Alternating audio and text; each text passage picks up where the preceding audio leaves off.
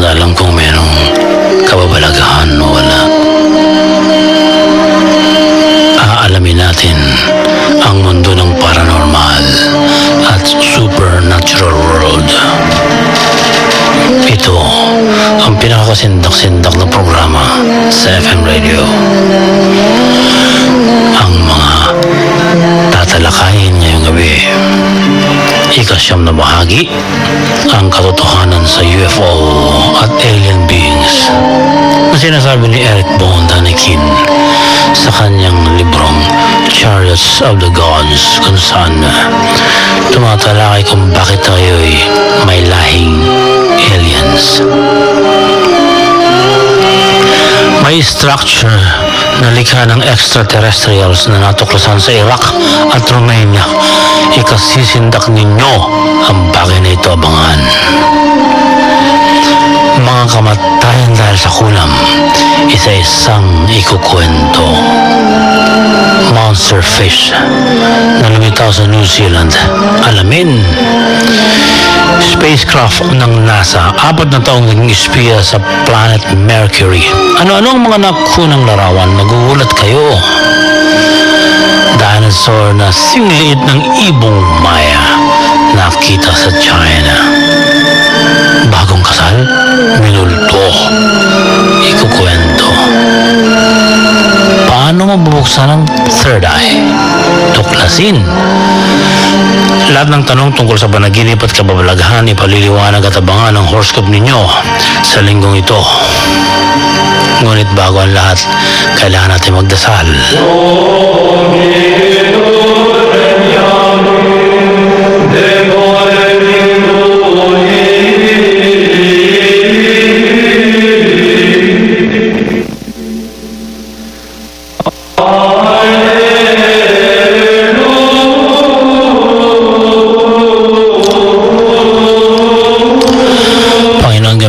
Ang programa namin sa ikalulugod lang ninyo.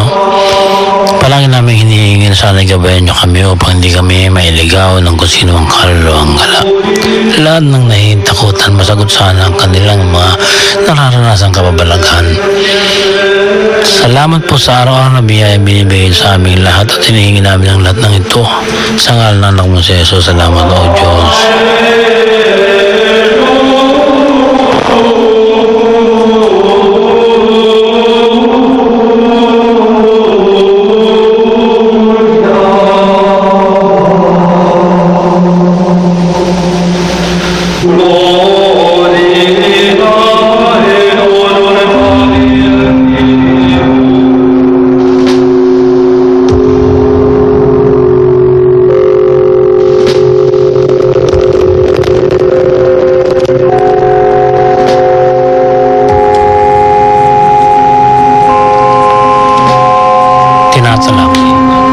Tinatalakay natin ang misteryo tungkol sa mga UFO at alien beings na susog sa kaisipan ni Eric Von Daniken na tayo ay may lahing aliens. Ito ang nilalaman ng aklat niya na Chariots of the God, at halos 5 dekada na siya nag-iikot sa buong mundo para imbestigahan ang lahat ng hindi may paliwanag ng mga artifacts, mga alien at ancient, mga hindi may paliwanag na pagsabog, mga nakalibing na bangkay na hindi naman tao, mga mapa ng sinaunang panahong 1,000 taon na nakalilipas, sophisticadong baterya, computer astronomy, higanting paliparan, at iba pang sinaunang palatandaan na may mataas na uri ng sibilisasyon ang planetang daigdig natin. Para sa kanya, totoo na noong pamangunang panahon ang mundo natin ay dinadalaw ng taga-ibang daigdig at ang lahi ng tao ngayon ay mula sa lahi ng mga alien na may mataas na uri ng talino. Isinulat niya ang aklat na ito noong 1967 at ipinalimbag ang unang edisyon noong 1968. Paulit-ulit namin sinasabi na 1967 pa lang nasa isip na ni Daniken ang lahat ng kanyang sinasabi. Pagkatapos ng 9 na kabanata, ngayong gabi, mayroon kami kukwento at mapag-uugnay natin kung ano ang alam niya noong 1967 na natuklasan ngayon pagpasok ng bagong milenyo. mababago ang pananaw ninyo sa sarili ninyo at sa mundong ginagalawan natin. Pakaabangan, ngunit bago yan ang ikasyam na kabanata. Ano ang mga kamanghamanghang sasakyang pangkalawakan at ang nilalapagan sa ating mundo ng mga space travelers noong unang panahon mula sa ibang daigdig? Narito ang pagpapatuloy ng kwento mula sa libro ni Eric von Daniken. Pakinggan natin si Dea. Sa gawing hilaga ng Damascus, merong gusali na tinawag na Baalbek. Gawa ito sa mga bloke-blokeng malalaking tipak ng bato na tumitimbang ang bawat isa ng 2,000 tons. Hanggang sa ngayon, walang maibigay na tumpak na paliwanag ang mga archaeologist kung paano, bakit at para kanino ito itinayo. Ang isang Russian professor ay nagsabi na ito ay ang dating isang higanteng paliparan. Kung basta na lang natin paniniwalaan na ang mga Egyptians ang gumawa nito, hindi nga maipaliwanag kung bakit sinasabing napakataas ng uri ng sibilisasyon nila na hindi naman nauugat ang pinanggalingan. Paano sila nagkaroon ng napakalalaking templo, higanteng mga statue, mahusay na kalsada, magagandang ikultura, perpektong daluyan ng tubig, magagarang mga nicho na gawa lang sa bato, at ang mga pyramid nila na napakahigante ng sukat? Lahat ba ng ito tumubo mula sa lupa ng ganun na lamang? Ang tanging malapit na lupain sa Ehipto na may tumutubong halaman ay malapit sa Nile Delta na maliliit lang na bahagi ng lupa sa magkabilang gilid ng ilog na ito. Ang sabi ng mga eksperto, sa kanilang paniniwala noong itayo ang Great Pyramid, nagtulong-tulong ang 50 million na tao. Paano magkakaroon ng 50 million na tao noon samantalang sinasabing 20 million lamang ang kabuoang bilang ng tao noong 3000 BC?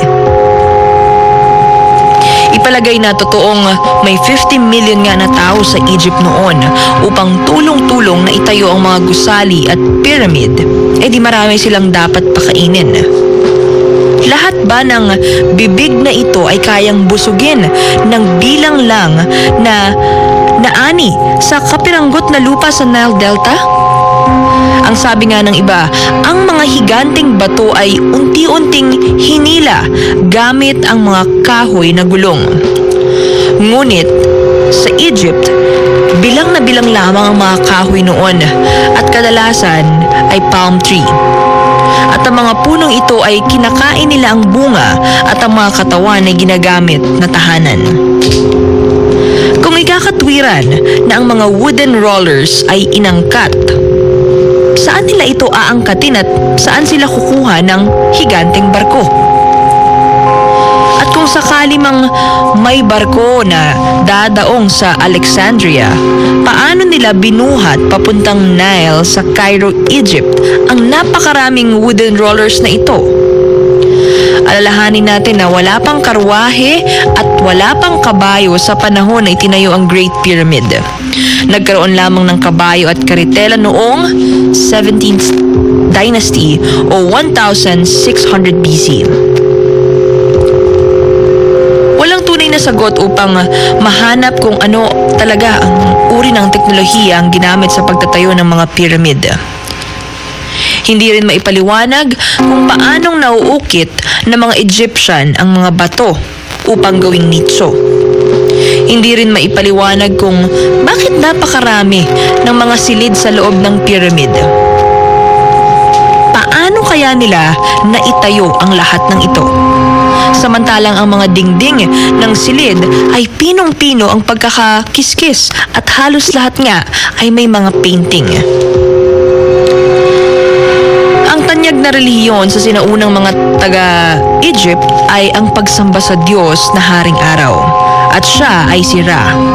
Sinasabi nila na si Ra ay bumiyahe mula sa kalawakan at ang pagbiyaheng ito ayon sa mga nakasulat sa kanila ay tulong ng mga Diyos at ng kanilang mga bangka na lumilipad.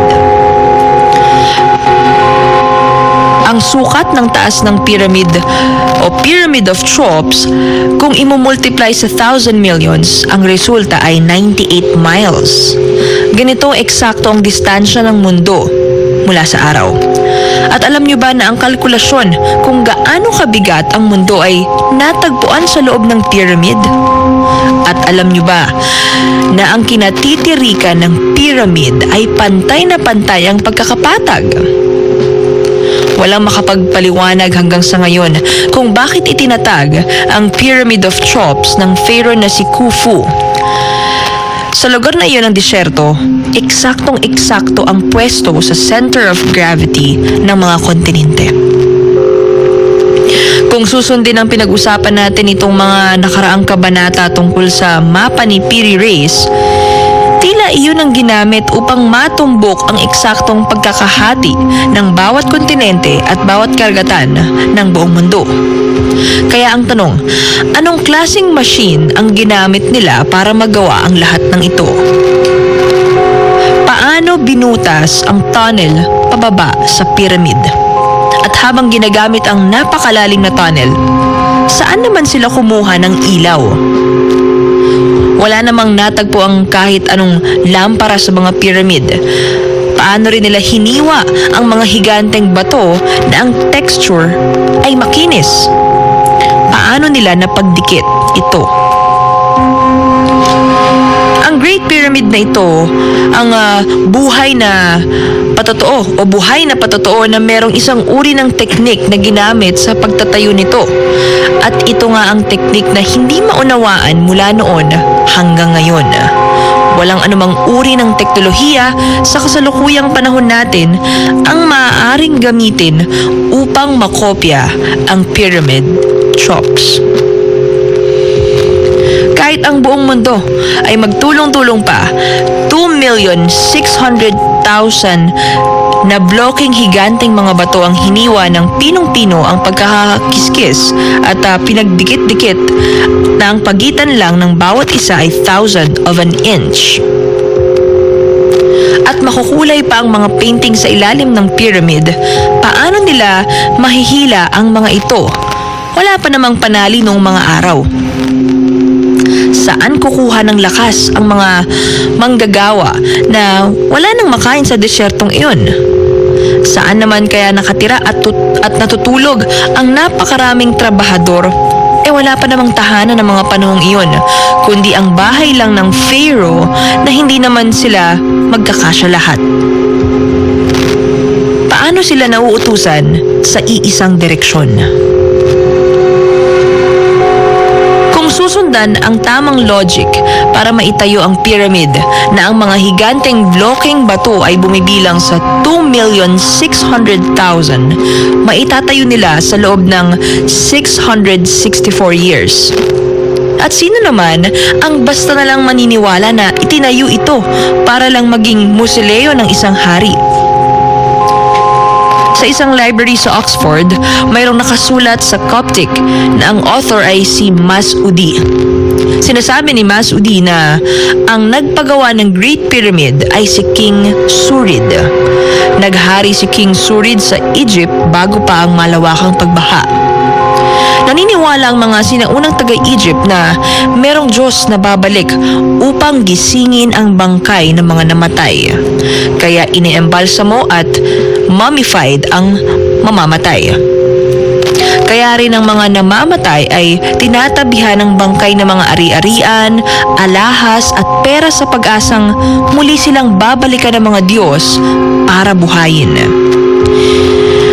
Meron pang ibang mga nicho sa pyramid na nakitaan ng alipin na kasabay na nilibing ng buhay sa nicho ng kanilang mga amo. Ito ay sa paniniwala na kailangan nila na magsilbi sa kanilang mga amo sa muling pagkabuhay nito.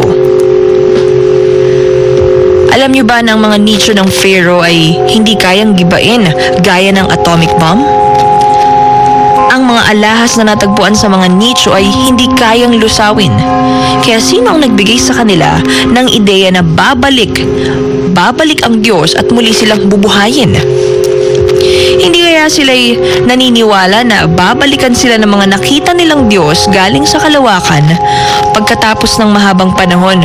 Kaya sobrang tibay ang kanilang mga nicho upang hindi nga sila mawasak ng anumang puwersa mula sa labas ng kanilang libingan.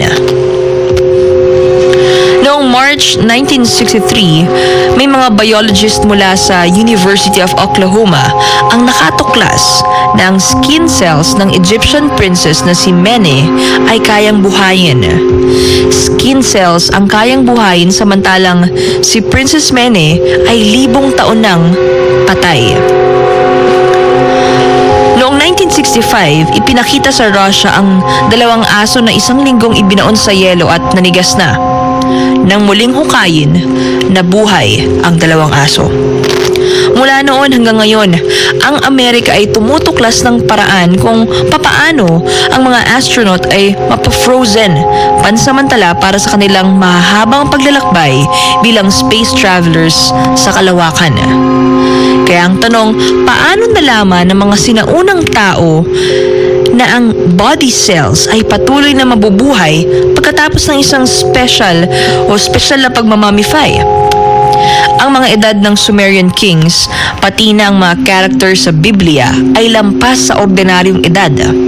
Kaya pwedeng itanong kung ang mga ito ba ay mga space travelers na napapahaba ang kanilang buhay dahil sa epekto ng time shift o pagpapalit ng oras sa kanilang paglalakbay sa iba't ibang dimension. Saan nga ba nanggaling ang ideya ng immortality? Hindi kaya ito ang bilin sa kanila ng mga space travelers kaya natutunan nila ang mummification para ma-preserve ang body cells? May mga kamangha-manghang nicho sa Andes Mountain, frozen na nicho sa Siberia, may mga grupo-grupong nicho sa China, Sumeria at Egypt, at may mga mummified bodies na natagpuan sa North at South Africa. Lahat ng mga bangkay na natagpuan sa mga ito ay may supply ng pagkain at kagamitan na magagamit sa muli nilang pagkabuhay. At marami rin sa mga namatay ang may mga alipin na kasamang inililibing para ipagpatuloy ang kanilang paninilbihan sa mga amo na inaasahang muling bubuhayin ng isang pangako. Kaya lahat ng mga libingan nila ay pinagawa sa pinakamatibay na pagkakagawa na hindi kayang wasakin ng kung ilang libong taon pa ang lilipas. Magkakaibang lugar ng libingan at magkakaiba ang kultura ng mga nakalibing, pero iisa ang nasa isip nila. Ang nasa isip nila? May darating na pagkabuhay na muli dahil may babalik sa kanila na magdadala ng bagong buhay. Sino ang mga nagbilin sa kanila ng ganitong pangako? Sa Outer Mongolia, may nahukay ang Russian na si Rodenko na isang libigan na tinawag na Kurgan V. Lahat ng silid sa libingan ay balot ng yelo at ang mga bangkay, pati ang mga gamit na isinama sa libing ay preserved dahil nga frozen. Isang babae at lalaki ang hubad na naka-freeze at ang mga gamit na inilaan sa kanilang muling pagkabuhay ay mga pagkain na nakalagay sa mga plato, mga damit, mga alahas at musical instruments. May nakita pang isang parehabang kahon at may 6 na sisidlan. May mga nakadrawing sa bawat isa. May guhit na sphinx o yung mga nakikitang rebultong ulo sa ilang pyramid. Ulo ng leon pero may mukha ng tao at ang nakita ay may mga pakpak sa likuran at ang forma ay papalipad pataas. Kung pag-aaralang mabuti ang pagkakalikha ng libingan at ang imbak ng yelo, ang layunin ay manatiling frozen ang mga bangkay sa mahabang panahon. May palatandaan na sila ay naghihintay ng muling pagkagising. May prehistoric stone sa France na ang mga nakadrawing ay kalalakihang nakasuot ng modernong damit, nakasombrero, nakajacket at may trousers. Napatunayang authentic ang mga nakaukit sa bato, kaya ang tanong ay saan kinuha ng prehistoric caveman ang ideya na ganitong mga kasuotan para sila nakaguhit at makaukit ng ganito. Ang kasuotan nila noon ay mga pira-pirasong pinatuyong balat ng mga hayop pa lang. Kaya noong 1940 ay may natuklasang paintings din sa mga dingding na bato mula sa Stone Age, at ito ay nasa Lascaux Cave sa southern France. Sa unang tingin ay tila ngayong panahon lang natin ipininta ang mga nakadrawing. Kaya paano kaya nila ito naipinta paano na ipinta ng mga sinaunang tao na wala naman silang ilaw noon, at bakit may ganitong pinta sa loob ng kuweba? Ang mga caveman, hindi nila ito magagawa. Pero kung tunay naman silang matatalino at ganito sila kalalim mag-isip, bakit hindi nila naisip na gumawa ng sarili nilang tahanan noon? Sa mga pag-aaral nga, ang Homo sapiens ay daig pa ng ibon sa larangang ito. Nakakagawa ang ibon ng pugad nila, pero ang Homo sapiens umaasa lang sa mga kuwebang nakikita para doon magtiis, tumira. Sa Gobi Desert, sa Karakota, ay may sand vitrification. Isa itong uri ng paglusaw sa earth elements na kaya lang gawin ng nuclear heat. Sa panahong iyon ay tinalakay na natin na may kamanghamanghang palatandaan na nalikha ang mga nalikha ng nuclear arms. At sa isang bahagi ng Gobi, may nahukay na libingan na umeedad ng 12,000 years BC. Isang kabaong na gawa sa inukit na bato ang may lamang 2 bangkay ng mayamang kalakihan. May drawing na bilog na hating-hati sa gitna na isang guhit na pahalang. Sa Subis Mountain sa west coast ng Borneo ay may nakitang mga kuweba na sadyang inukit para magmukhang cathedral, at may mga nakitang tela na sa labis na pino ng pagkakahabi ay hindi ito kayang gawin ng mga sinaunang tao. Sabi ni Daniken, hindi niya pinanghihimasukan ng mga kwento ng kasaysayan na nakalipas na 2,000 taon. Ang binubusisi ni Daniken ay ang kasaysayan ng panahon bago pa sumapit ang huling 2,000 taon. Ano ang mga nangyari noon na hindi inaalam ngayon? At bakit may mga palatandaan na binisita ang planet Earth ng taga-ibang planeta at nag-iwan ng impluwensya para tumalino ang murang isip ng mga sinaunang tao, pero ayaw itong pansinin ngayon? Ibalik daw ng mga siyentipiko ang pag-aaral mula noong 5,000 taon nang nakalipas at baguhin ang mga teknolohiyang ginagamit sa pagsusuri sa mga elementong natutuklasan para maging accurate ang dating methods o yung dating methods nila, o pag-aalam nga sa kung ilang taon na ba ang mga bagay na nadidiskubre mula sa sinaunang panahon. Magiging lubos daw ang pagtanggap sa mga pagsusuri kung tumpak ang kagamitang pinagbabatayan.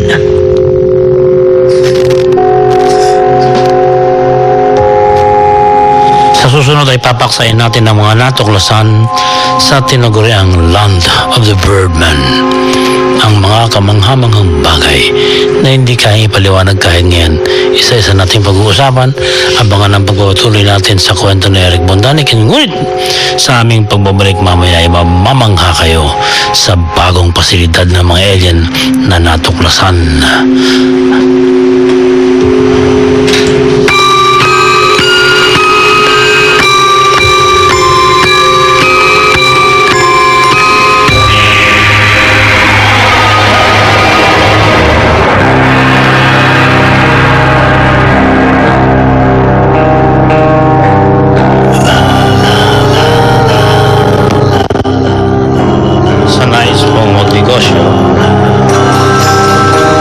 Magnegosyo tumawag sa 0917-448-7953. Ito ang Royal Business Club.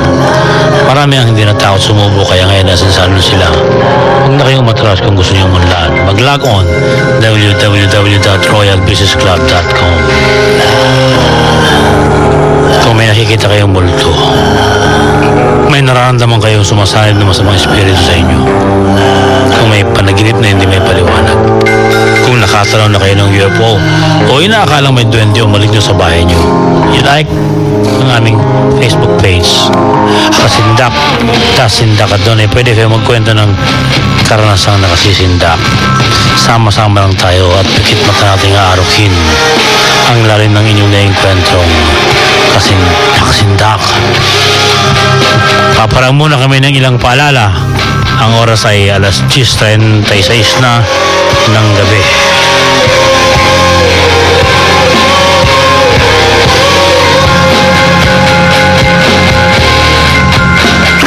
Magbabalik ang paborito mong programa pagkatapos ng ilang paalala dito sa Radyo 5 92.3 News FM. I'm proud to carry my phone Rio. Sobrang proud na lahat ng colors meron ako. Today, meet my friend Ice Blue. Wala ka sa phone ko. Isa pa lang yan sa 7 exciting colors ng nag-iisang My Phone Rio. Only from my phone. I'm proud to carry my phone Rio. Sobrang proud na lahat ng colors meron ako. The color of the day is sporty green. Wala ka sa phone ko. Isa pa lang yan sa 7 exciting colors ng nag-iisang My Phone Rio. Only from my phone. Wala ka sa phone ko. Ngayon na lang ulit tayo babalik sa Bali International. Ngayong Mayo, muling susubukan ng tibay ng pusok palaban pagdating sa paluan. Bawat tira, bawat tira, lahat kanilang iaalay para sa bansa. One team, one dream para sa bayan. Hi, I'm Alyssa Valdez. Kapatid, panoorin at supportahan kami sa aming malaking hamon, Asian Under-23 Women's Volleyball Championship. Ngayong May 1 to 9 na, dito lang sa TV5. Laban, Pilipinas! The Asian Under-23 Women's Volleyball Championship, May 1 to 9, exclusive on TV5. Ang pinakawantad na programa sa radyo, nasa Radyo 5 na. Sa radyo! Wanted sa radyo, si Mr. Action Man, Rafi Tulfo. Kasama ang kakampi na naaapi, Ninya Taduran. Patuloy na tutugisin ang mga halang kaluluwa sa kapulisan, sa pamahalaan, sa lipunan. Uusigin ang mga walang habas na lumalamag sa batas. Wanted sa radyo. Tatalakayin ang pinakamainit na issue. Hahanapin ang dapat managot. Walang palalampasin, walang sasantuhin, walang aatrasan. Tutugunan ang mga hinaing ng ating mga mamamayan at bibigyan solusyon ang mga problemang tila wala ng lunas. Lunes hanggang Biyernes, alas 2 hanggang alas 4 ng hapon. Wanted sa radyo, narito na. Matakot na sa Radyo 5 na 92.3 News FM at Aksyon TV. Nagbabalik ang paborito mong programa dito sa Radyo 5 92.3 News FM. Kung nararamdaman mo lang, dapat bang paniwalaan? Kasindak-sindak sa Radyo 5 92.3 News FM.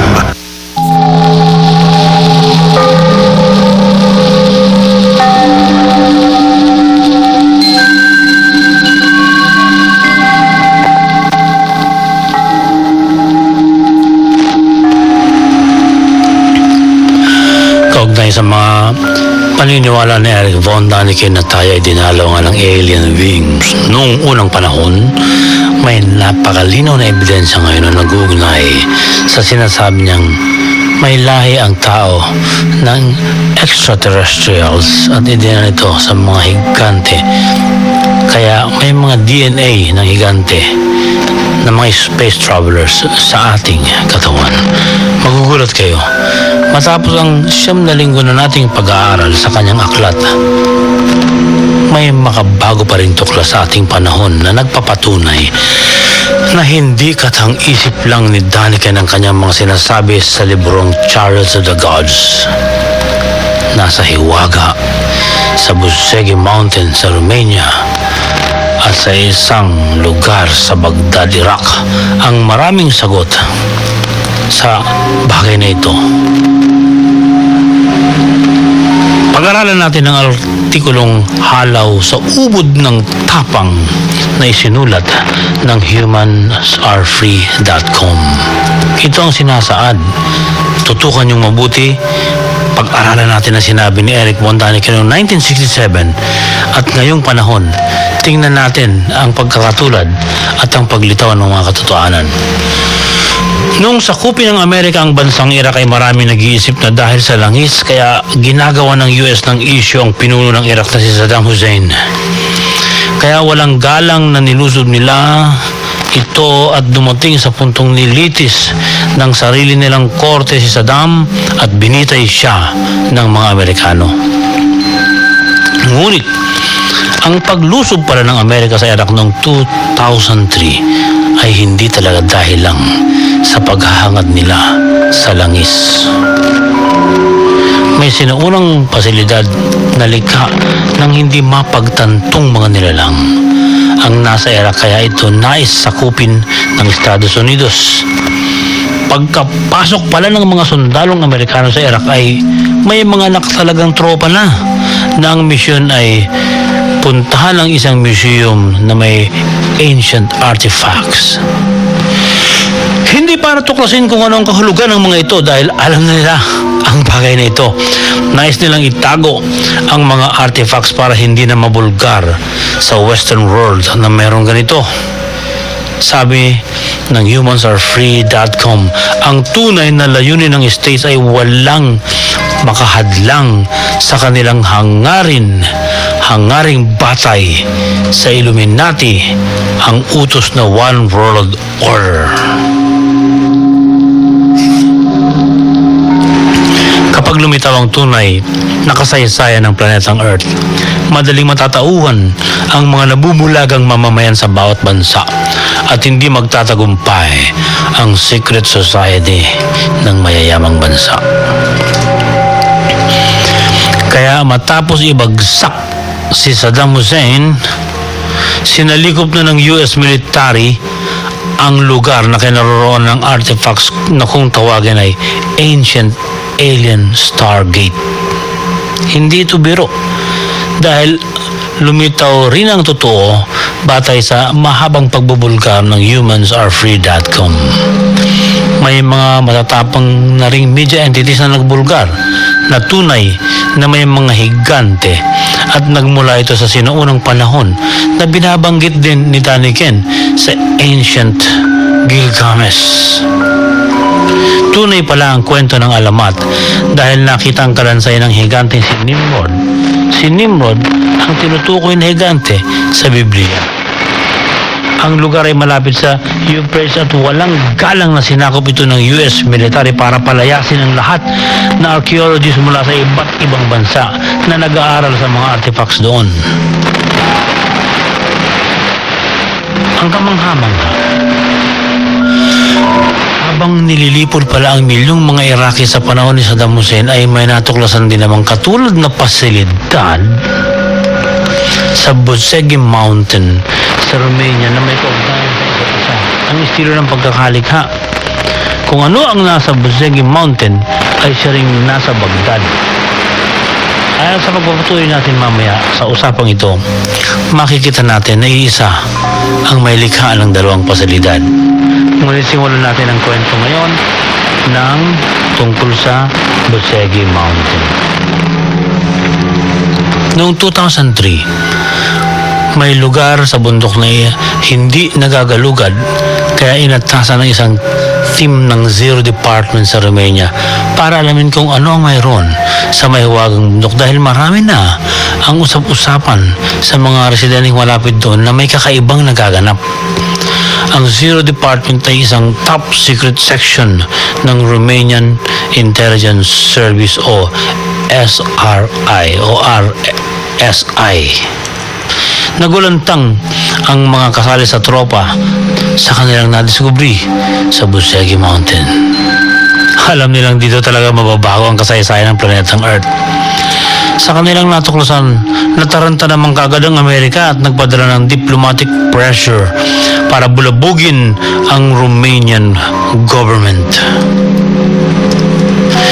Gusto kasi ng ang bansang Romania na ibulgar sa buong mundo kung ano ang naiwang katibayan sa ating daigdig ng mga nilalang na dumating mula sa ibang planeta. Pero ayaw na ayaw ito ng Order of the Illuminati. Kaya ang dagliang misyon nila ay kontrolin ang bundok sa Romania ng panahong yon, 2003, at itago ang mga natuklasan sa ilalim nito. Pero ang timplada nila ay kakaibiganin pa rin ng Romania. Kaya ang inihain ng Amerika ay Joint Romanian-American Expedition.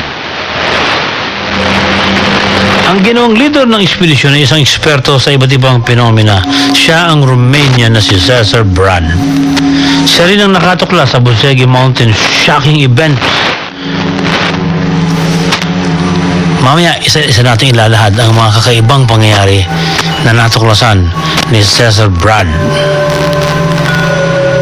Dahil hawak na ni Cesar ang expedition, inamin niya sa isang panayam na siya ay 2 ulit na pinuntahan ng isang ubod na makapangyarihang tao na padala ng Bilderberg.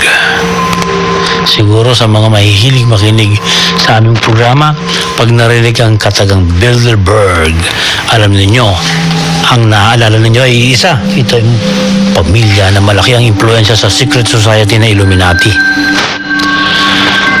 Bilderberg din ang isang suspect na di umano'y kasama ng bumitiw na si Pope Benedict XVI sa pagpaslang sa isang bata 4 na dekada na nakararaan. Pero nakabinbin pa rin ang kaso nito hanggang ngayon.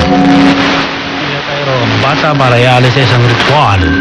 Kaya wanted ngayon si Pope Benedict na kinakanlong pa rin sa Vatican kahit may warrant of arrest na ang International Tribunal Court para sa pagdakip sana sa kanya. Ngayon, ang tanong, sino ang pinadala? Ang taong pinadala ng Bilderberg para kausapin o kalampagin si Cesar ay nagpakilala sa pangalan lang na Senior Mazzini. Alam ni Cesar na malaki ang kapangyarihan nito dahil una, top secret ang kanyang misyon, pero alam na alam nito ang lahat. Ibig sabihin, may bas-bas ito sa Romanian government para siya malapitan at makausap.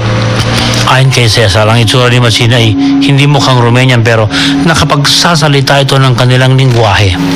Alam din nito ang pasikot-sikot sa bansang Romania. Sinabi nito na siya ay may mataas na katungkulan sa Masonic Lodge sa Italia at malaki ang tulong niyang pinansyal sa bansang Romania. Pero ang higit na nakababahala, sabi ni Cesar, ay hindi ang kapangyarihan ito sa politika, kundi may dala itong nakababahalang aura. Dama ni Cesar na may nakapalibot kay Mazzini na isang uri ng radiation kapag sila ay nagkakaharap. Dahil may alam din sa paranormal si Cesar, sa unang pagkikita nila ay naghanda siya. Nag-meditate siya para masagap ang mga vibrations na nais niya tungkol kay Mazzini. Helicopter ng Romania ang nagdala rito para harapin si Cesar at sa unang pagkikita ay arogante raw ang dating. Si Mazzini ay matangkad, naka-black suit, may tungkod na gawa sa sungay ng elepante at may palamuting ginto ang handle ng kanyang tungkod. Mabagsik ang kanyang mukha at ang kanyang mata na kulay berde ay sinasabi ni Cesar meron talagang taglay na radiation. Sabi ni Mazzini, kung makikipag-usap si Cesar sa kanya ay marami itong matutuklasan at magiging bentahe ito sa buhay ni Cesar. Sinabi ni Mazzini na alam niyang may sariling psychic power si Cesar at siya ay humahanga rito. Bago pa naganap ang pag-uusap na ito, nagpadala na ang Pentagon ng espiya sa Busegi Mountains noong 2002 gamit ang isang satellite. Tinawag itong geodetic espionage na bionic technology and shape waves ang gamit. Sabi ng Pentagon ang nasilip nila isang uri ng pag-ukit sa ilalim na bundok na hindi natural kundi gawa ng kung sino man at sa ilalim ng lahat naganap ang construction. Idiniklara nila na hindi kuweba ang nakita sa satellite's footage. May dalawang malaking energetic block sa ilalim ng bundok.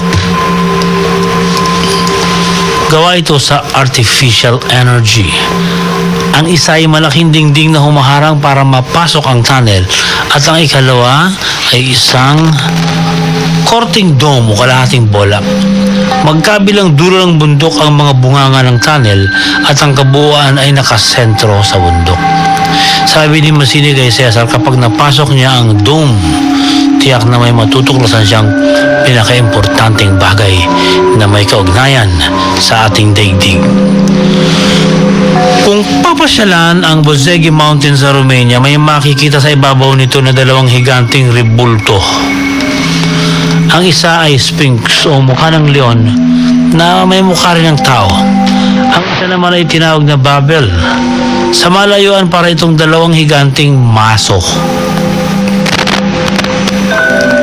Sabi ni Massini, ang Babel at Sphinx na ito ay may direktang kinalaman sa pasilidad na natuklasan sa ilalim dahil nasa iisang linyada lang ang pagkakalagay ng mga ito. Ito rin ang istrukturang nakita sa Iraq. Nabatid ng Pentagon team na ang hemispherical energy barrier sa Iraq ay katulad din ng vibrational frequency sa Romania. Pero walang alam ang mga Iraqi sa nadiskubre ito dahil kontrolado na ngayon ng Amerika ang buong lugar sa Baghdad. Ang kasintak-sintak na revelasyon ni Massini kay Cesar. Ang kanyang natuklasan kapag napasok niya ang ilalim ng tunnel sa Bozegi Mountain ay ang tunay na kasaysayan kung paano nagsimula ang planet Earth na siyang magbubulgar sa kanilang secret organization. Kaya nga nagpapanik ang Amerika noong hindi pa nila hawak ang Iraq. Ang pasilidad sa Iraq ay tinayuan na sa ibabaw ng palasyo ng nabubuhay ni Saddam Hussein upang makontrol na sana noon. Ang isa pa nilang problema, ang mismong Romania. Ayaw ng Amerika ang gusto ng Romanian government. Ngunit gusto ng Romania na ibagsak ang paghahari ng secret society na siyang umaalipin sa mga mangmang na tao sa buong mundo. Kaya ayaw nilang itago ang totoo sa lihim na natuklasan sa ilalim ng kanilang bundok upang matauhan na tayong mga tao. Nagdala si Massini ng ultra-sophisticated reel para ipakita kay Cesar sa kanyang mission team ang loob ng tunnel. Sa una ay nakabuta sila ng hanggang 70 meters sa energetic barriers at napasok nila ang isang gallery. Makinis ang dingding nito at may malaking bulto ng batong pinaka-gate sa dulo ng tunnel. Pero dahil nga may energetic lock na invisible, may 3 tauhan si Cesar na unang lumapit sa gate. Ang gate na bato ay hinawakan nila at nangisay ang 3, agad namatay sa atake sa puso. Dito ko naalala ang sinasabi sa libro ni Daniken na noong may humawak sa sophisticated battery na inaakala ng maraming Bible scholars na Ark of the Covenant, nangisay din ang taong humawak doon at inatake sa puso at namatay.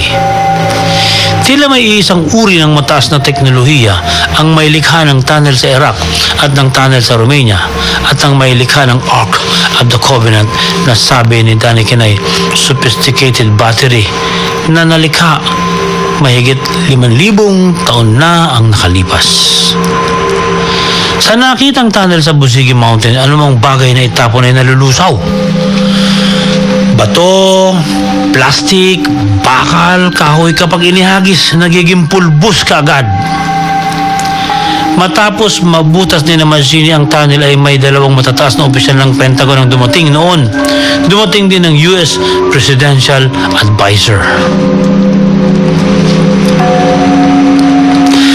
loob ng tunnel kung saan may tatlong namatay kaagad, nakakita sila ng isang 20 square centimeter na triangle na nakaturo papataas. Nakapwesto ang square na ito sa hagdang matarik at meron pa rin nakaharang na invisible energy. Ngunit naglakas loob si Cesar na hawakan ng energy kasi ang pakiramdam daw niya friendly ito sa kanya. Compatible daw ang feeling niya. At totoo nga, nung hawakan niya, nakiliti lamang si Cesar at hindi siya namatay. Kaya siya nakatungtong papasok na ikinamangha ng Pentagon officers. Pagdating sa loob ng gallery, hinawakan ni Cesar ng isang triangle drawing at may higanting bato na unti-unting umuslide papakaliwa. At tunay na wala ang energetic barrier na hadlang sa sinumang taong papasok sa loob. Kaya napasok nilang lahat ang loob at tinawag nila itong The Grand Gallery.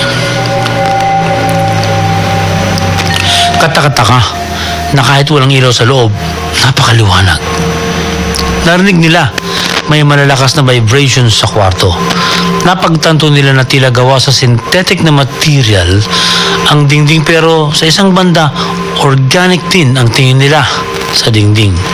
Kulay mantika ang kabuuan, pero ang reflection ay asul at berde. Pinag-aralan sa laboratorio ang materyales sa dingding at lumitaw kalaunan na ito ay magaspang kung hahawakan, pero hindi kayang gurlisan o kaskasin.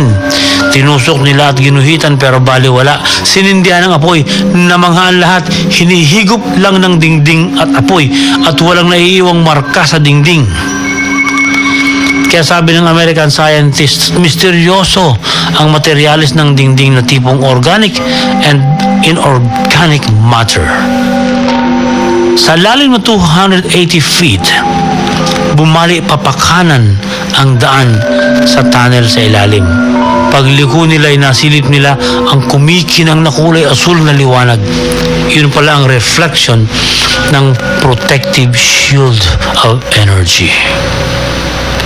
Samantala, sa unti-unti nilang pagpasok at pagtuklas sa loob ng bundok sa Romania, nakatanggap ng tawag ang US National Security Advisor mula sa mga tropang nagbabantay sa ganito ring pasilidad sa Baghdad, Iraq. Ang energetic field daw sa Baghdad ay biglang naging activated at bumubuga ng mataas na uri ng frequency. Nasindak ang tropa dahil sa gitna ng isang dingding sa pasilidad sa Iraq ay lumitaw sa pamamagitan ng hologram ang imahe ng planet Earth. Napanood ng mga bantay ang European continent. Pagkatapos, napanood nilang Southeast hanggang ipinakita ang Buzegi Mountain sa Romania at saka nakita nila sa hologram ang mismong location na kinaroroonan nila sa Baghdad, Iraq. Kaya napatunayan ng facility sa Iraq at sa Romania ay may direktang kaugnayan sa isa't isa.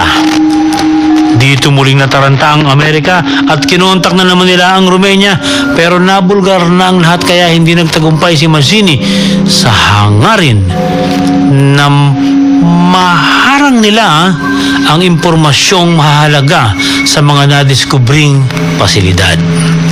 Pero pinilit ng Amerika na sila na ang kukontrol sa secret base na ito.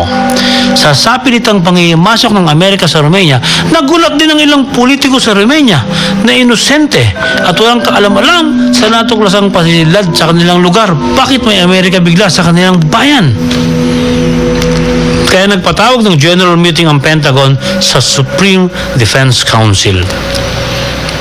Nagpadala sila ng mga simpatsya raw sa Zero Department at tutulong daw sa lahat ng bagay sa anumang operasyon na isasagawa sa tunnel. Pero ang kapalit ng lahat ng tulong pinansyal ng Amerika ay ang kasunduang dapat walang itatago sa kanila ang Romanian government sa lahat ng matutuklasan sa Buzegi Mountains.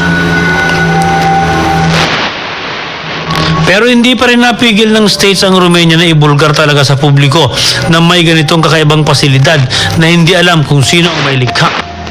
Kaya ang kaya na lang pigilin ng US at ng Illuminati ay ang iba pang impormasyon na lilitaw sa mas malalim pa nilang pagtuklas sa ancient artifacts na ito.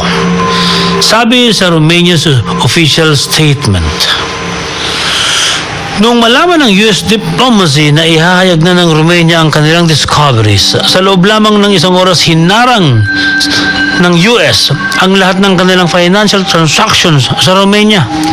Hinarang din ng US ang access ng Romania sa mga financial institutions sa buong mundo. Kaya ang Romania ay nag-isip na magdeklara na lamang ng state of emergency sa Vojtegi Mountain areas. Nagharap ang US officials at Romanian Emergency Department sa Bucharest at puro bayolilanting mga salita ang binibitawan ng kinatawan ng US. Sinisigaw-sigaw nila mga taga-Romania. Nais kasi ng Romania na ang pagbubulgar sa natuklasang ancient artifact ay sususugan sa media ng mga larawan at mga importanteng katibayang nakala para klaro ang kanilang paglalahad sa nadiskubring kababalaghan. Nais din nilang imbitahan ang lahat ng nangungunang mga siyentipiko at researchers para kasali sa pag-aaral sa pagpasok sa nadiskubring hiwaga.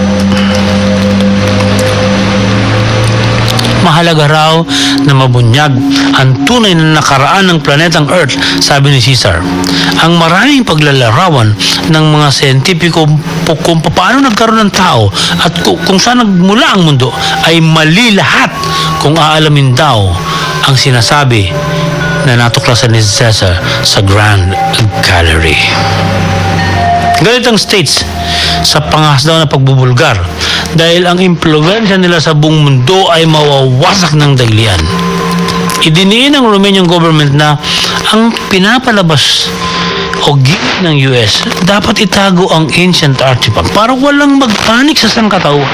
Pero ang totoo raw, pinagtatakpan ng Estados Unidos ang kanilang pang-aalipin at pagiging terorista sa buong mundo na ang mga panlilinlang ay idinaraan sa manipulasyon ng Freemasonry at iba pa nilang secret societies. Hindi lamang ang US ang nataranta kundi maging ang Vatican nang himasok na sa isyong ito. Huwag na raw pagtakahan kung bakit alam na alam din ng Vatican ang tungkol sa artifacts na ito kasi bahagi nga sila ng top secrets ng malalaki at makapangyarihang mga bansa na nagnanais mamanipula ang tao sa mundo sa pamamagitan ng Illuminati. Pero ang laro ng Vatican ay ganito naman. Nangako sila sa Romania na maglalabas sila ng iba pang mahalagang dokumento mula sa ancient papal archives na makatutulong sa pagtuklas panglalo ng Romania sa nadiskubre nilang ancient facility sa Vojtegi Mountains. Pero nagtataka ba kayo kung bakit sa social media lang nabulgar ang lahat ng ito? Kasi nakuha pa rin ng US sa mabuting usapan ng Romania at ang dulo ng kapasyan ay postponed muna ang lahat ng paghahayag nila ng kanilang mga nalalaman at natuklasan. Pero dahil sa access ng humansarefree.com, itinuloy nila ang kwento batay sa sinabi ni Caesar, ngunit hindi kumpleto dahil marami pang natuklasan hindi naman si Caesar ang nakatuklas. Ano ang laman ng projection room sa Grand Gallery? Ito ang paksang pag-uusapan natin sa susunod na linggo. Huwag palalampasin. Napakarami ninyong malalaman ukol sa lahi ng tao at tungkol sa tunay na kasaysayan ng planet Earth. Kaya huwag niyong lulubayan ang susunod na pagtatanghal tungkol sa hiwagang ito.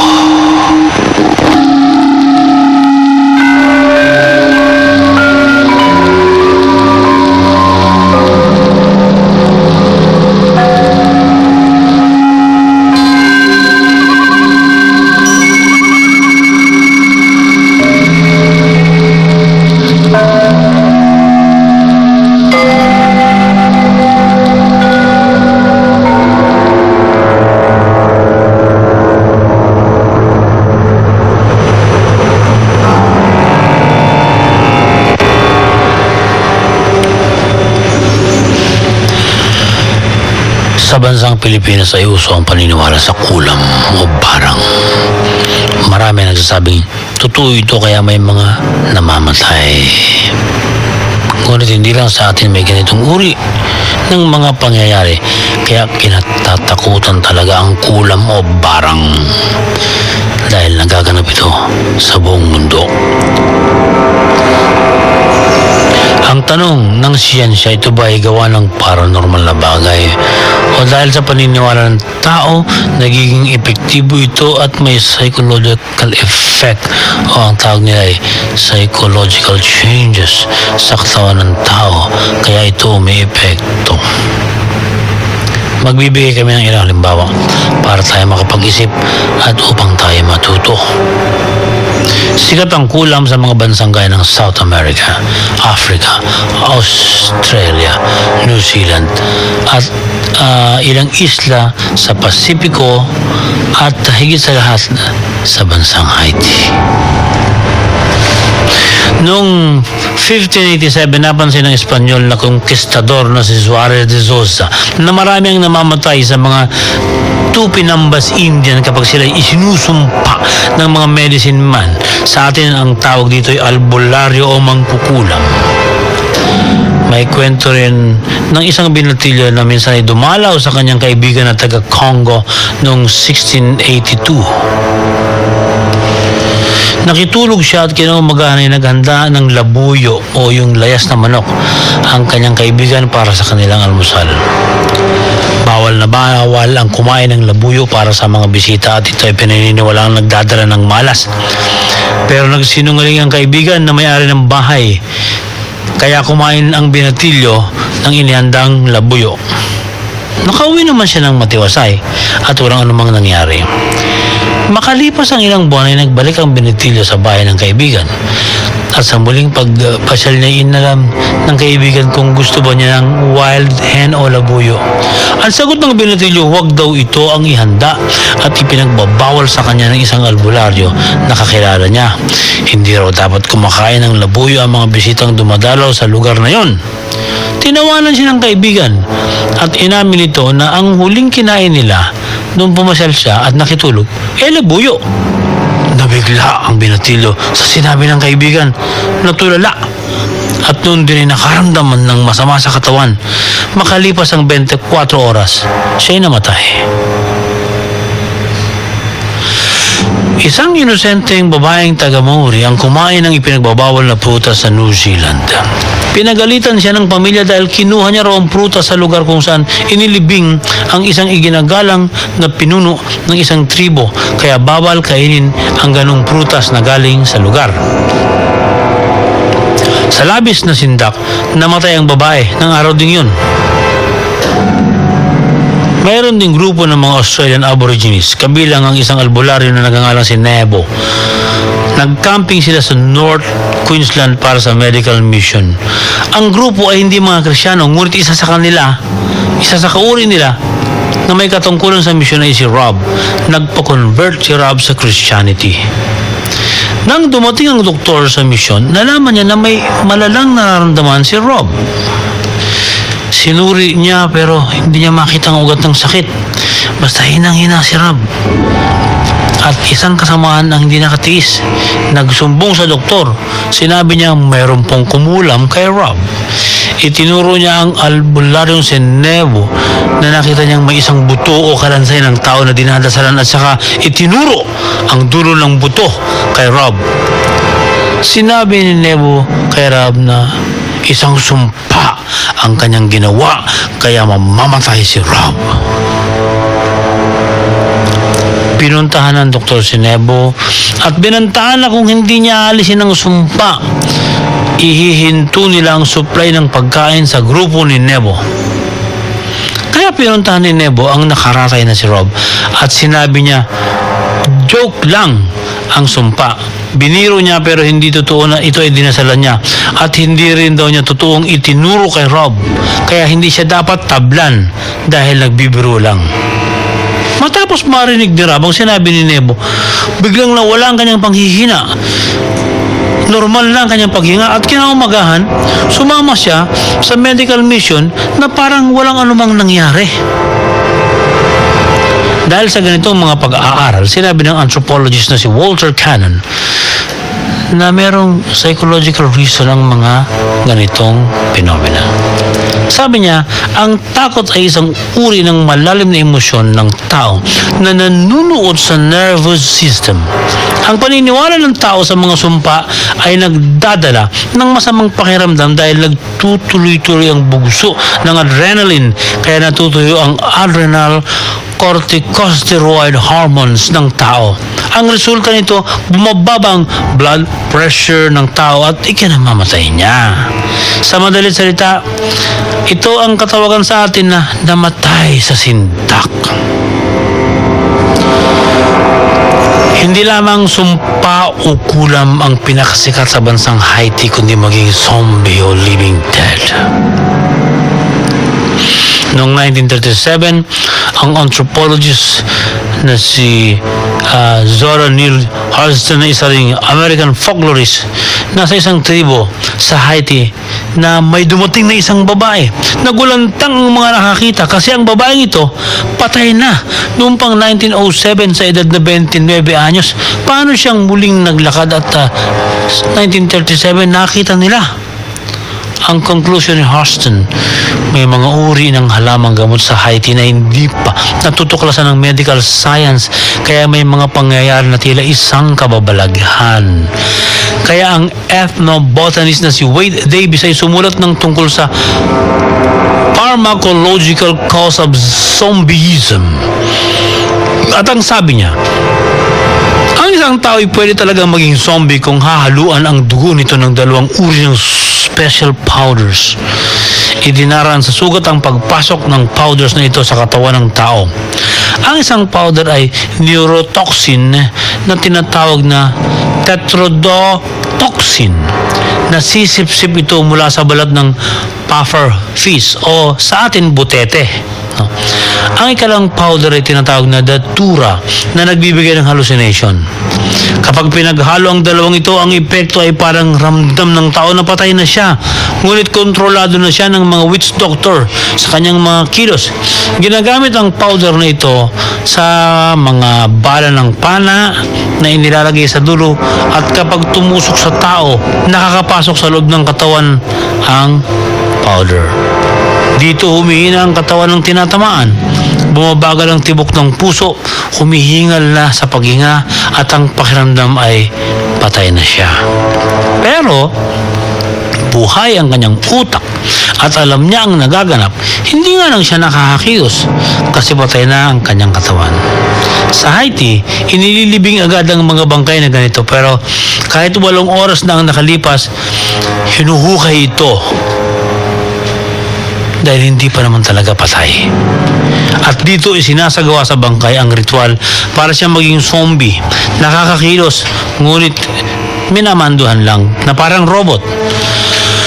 Ang gumagawa ng ritual ay tinatawag na bokor, at ang paniniwala ng bokor, kaya nilang palitan ng kaluluwa ng taong biktima ng makamandag na pinaghalong powder.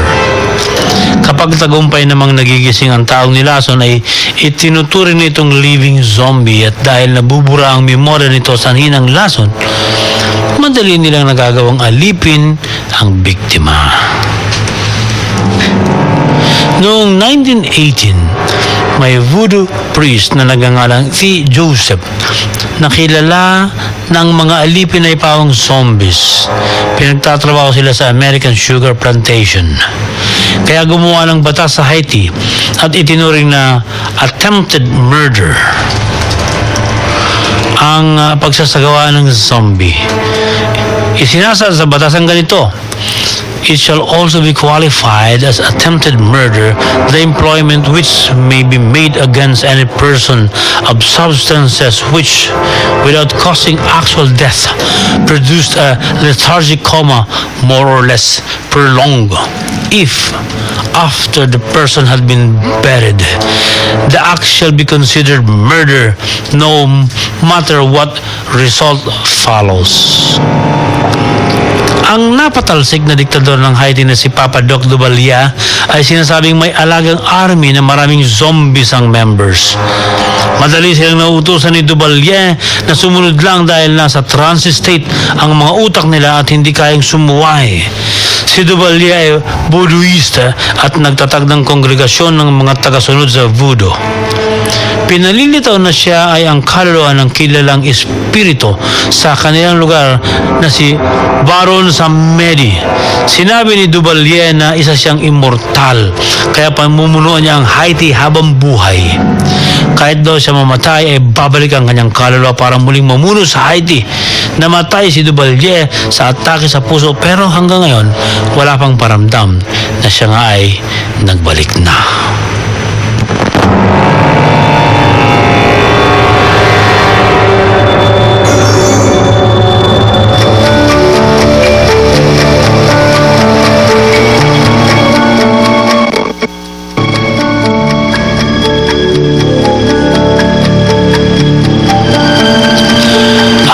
Kwento ukol sa siyensya ay uulat ni Lea.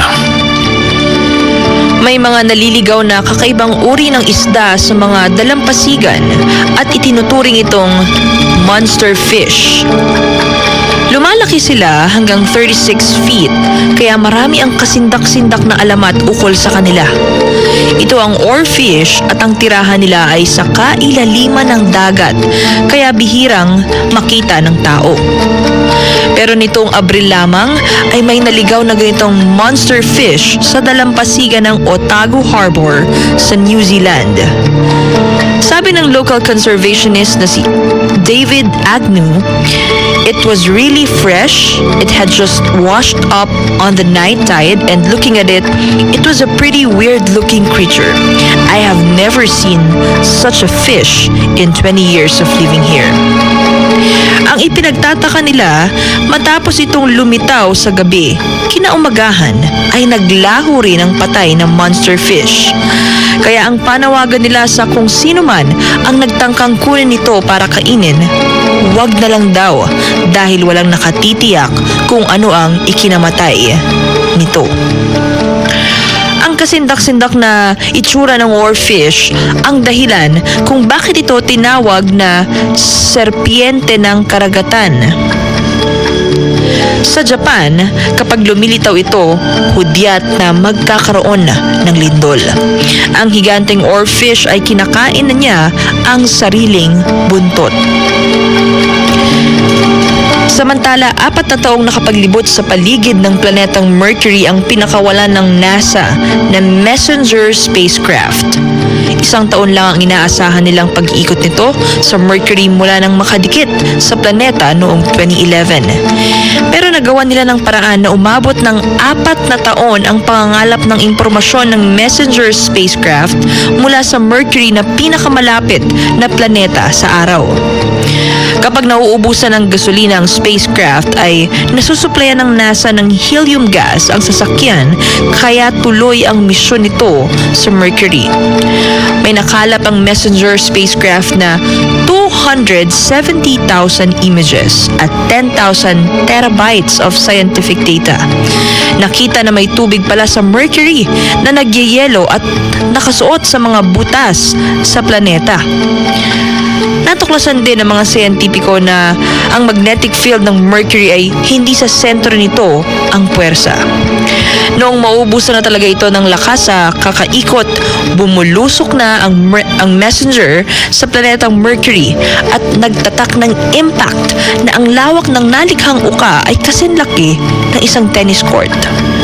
Sabi ni William McClintock, principal investigator ng Messenger Spectrometers Instrument, a lot of people didn't give this spacecraft much of a chance of even getting to Mercury, let alone going into orbit and then gathering data for 4 years instead of the original scheduled 1-year mission. In the end, most of what we considered to be gospel about Mercury turned out to be a little different than we thought. Ano pa kaya ang mabubulgar kapag napag-aralan na nila ang libong mga retratong nakuha nito? Abangan. Samantala, May dinosaur na kahawig ng ibong Maya ang nahukay ng mga scientist.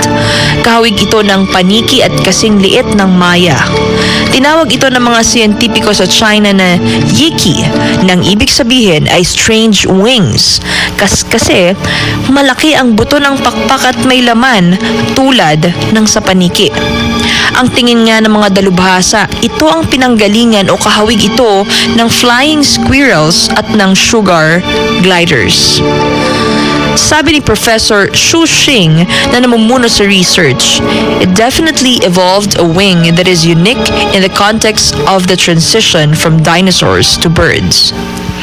Ang Yiki ay pinaniniwalaang nabuhay 160 million years ago. Mababago raw ang pananaw natin ukol sa mga dinosaurs dahil sa natuklasang ito, sabi naman ni Dr. Mike Habib mula sa University of Southern California.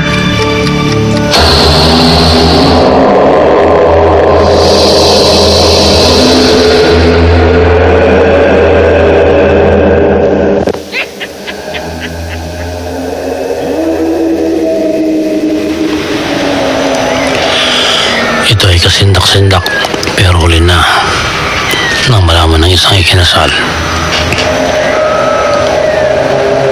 Nung ikasal ang nakilala lang na sina Kevin at Christiana.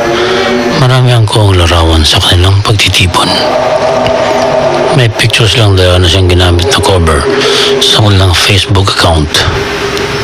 Ilang buwan ang nakalipas na hindi na napapansin. Pero may isang kaibigan sila na tumawag at ipinaalam sa bagong kasal na may sumingit na nakatatakot na mukha sa kanilang cover photo. Nasa likuran nila ang mukha ng isang nilalang na nakangisi at nakatitig sa kamera. Sa kanilang pagsisiyasat at pagtatanong sa photographer nila, wala itong naisagot kung sino ang nilalang na yun. Noon daw kasing kunan silang dalawa silang dalawa lang talaga at walang iba. At yun ang pagkakatanda rin ni Kevin at ni Chris. Silang dalawa lang bakit may sumingit. Pasisilip namin sa mamaya ang picture na ito sa kasindak-sindak Facebook page at makikita niyo sa pagitan nila ang isang mukha ng tila halimaw upang kayo ang humusga.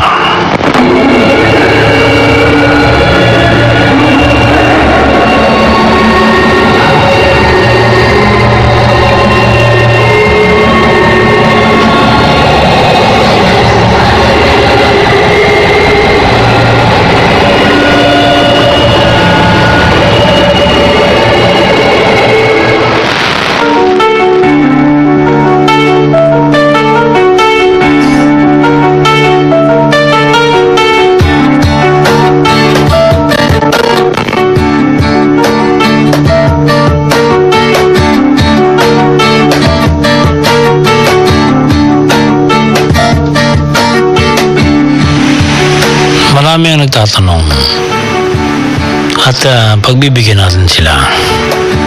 Talakayan daw natin ang tungkol sa third eye at pwede ba talagang itong mabuksan? Paliliwanag ni Dea ang lahat ng ito.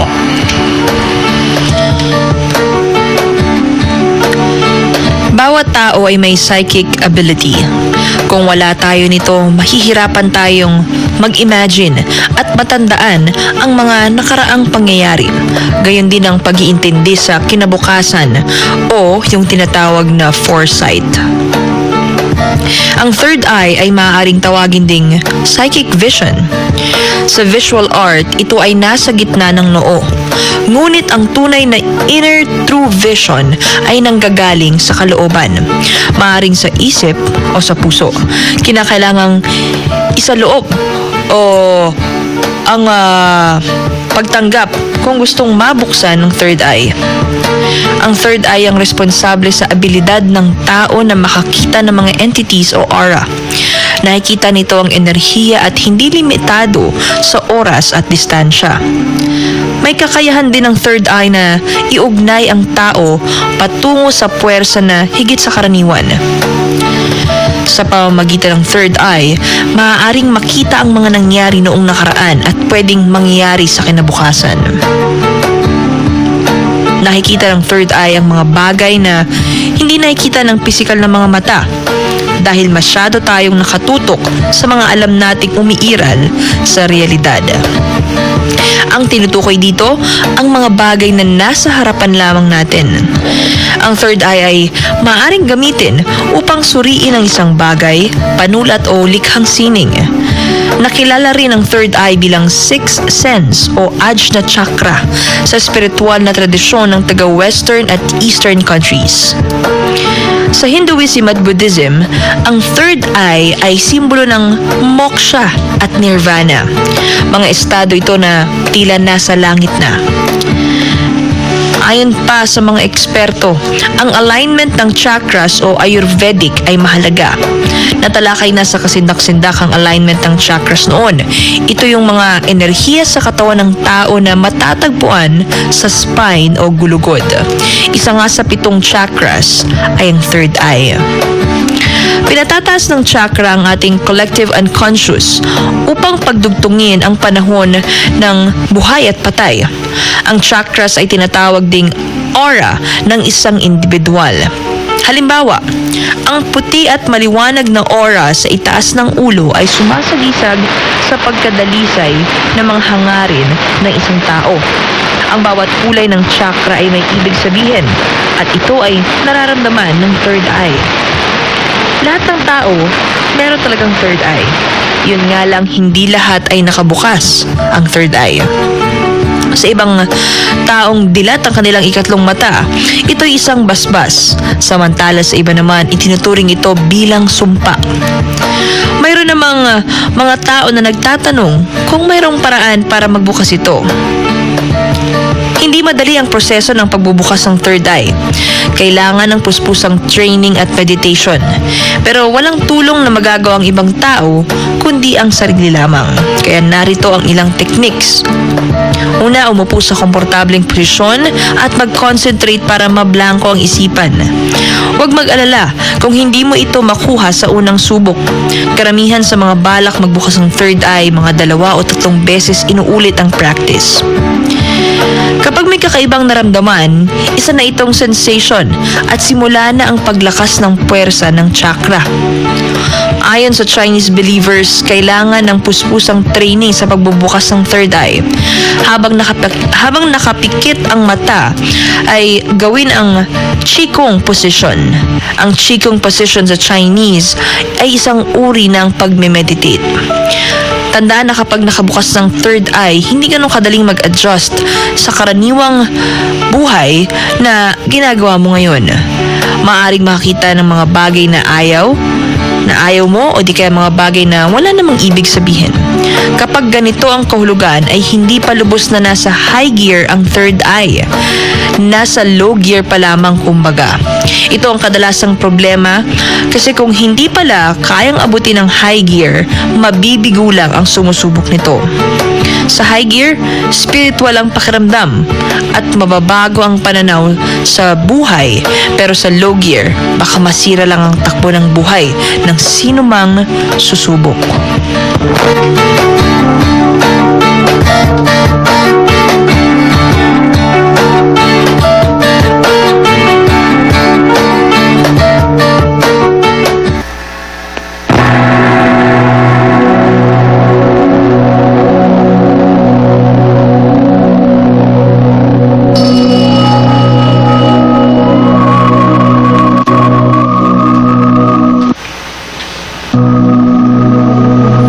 Bigyan muna natin ang horoscope sa linggo ito today.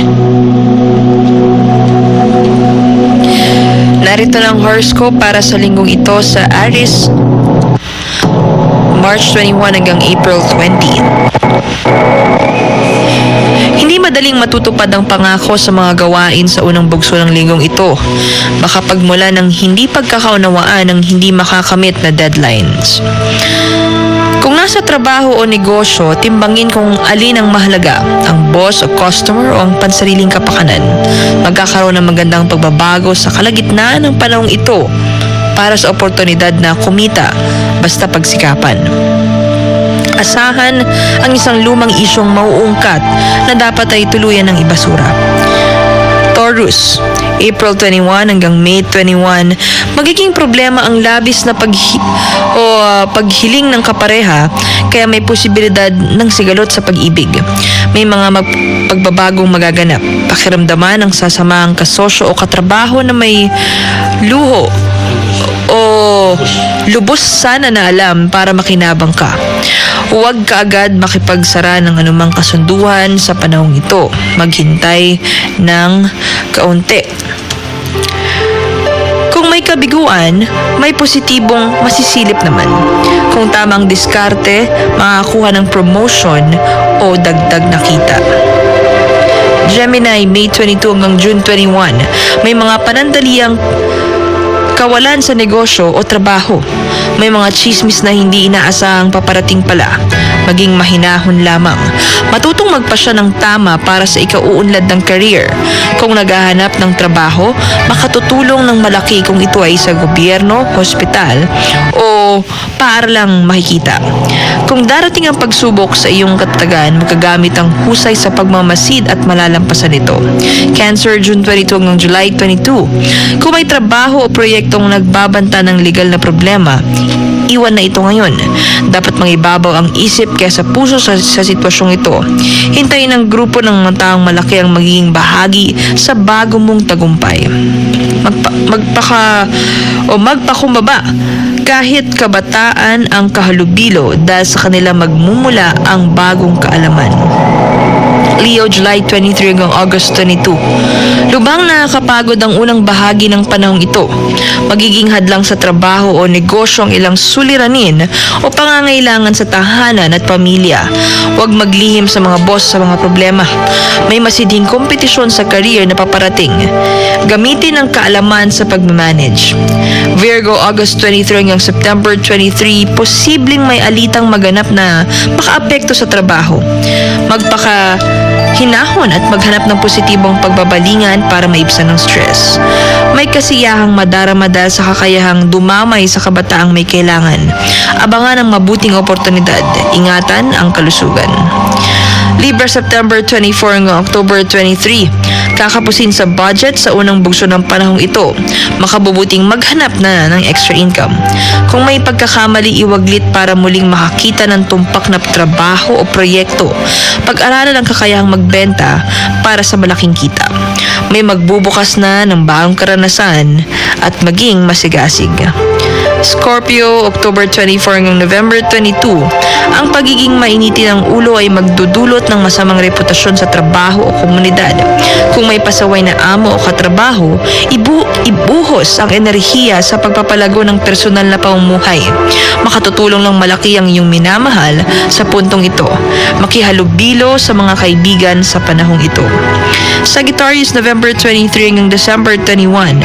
Magkakalabuan kayo ng business partner o boss sa trabaho. Huwag na itong palakihin at sarilinin na lamang. Ang posibilidad na may alok na trabaho ay nariyan lang. Mag-relax muna. Kung kayang tumulong sa iba, huwag itong ipagkait. Capricorn, December 22 hanggang January 20. Masusumpungan ng sarili na naghahanap ng pagkakaabalahan kahit may istorbo ngayon. Huwag lilihis sa nilalandas ngayon. Huwag ring baliwalain ang mga hiling na may kaugnayan pa rin sa trabaho kahit iniisip na sagabal ito. Maghintay at may maaasahang malikhaing proyekto na gustong magawa.